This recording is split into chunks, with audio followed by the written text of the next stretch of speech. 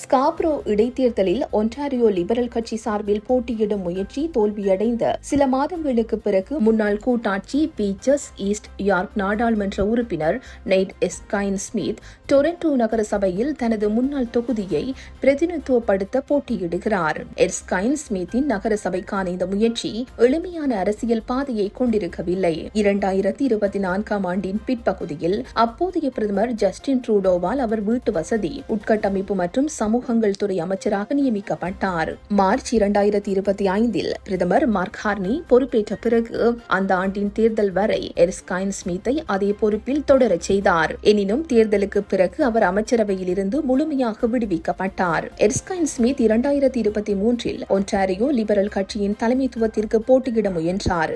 ஆனால் 3ஆம் கட்ட வாக்கெடுப்பில் பாணி குரோம்பிக் அடுத்தபடியாக 2ஆம் இடத்தை பிடித்தார். அவர் 46.6% வாக்குகளையும் குரோம்பி 53.4% வாக்குகளையும் பெற்றனர்.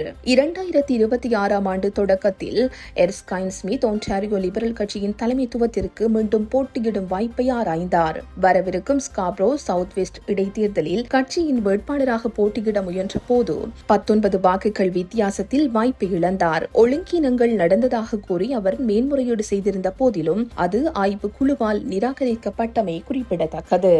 இந்த செய்தி உள்ளிட்ட மேலதிக விரிவான செய்திகளுக்கு www.behindmenews.org என்ற எமது இணைய பக்கத்தினை பார்வையிடவும்.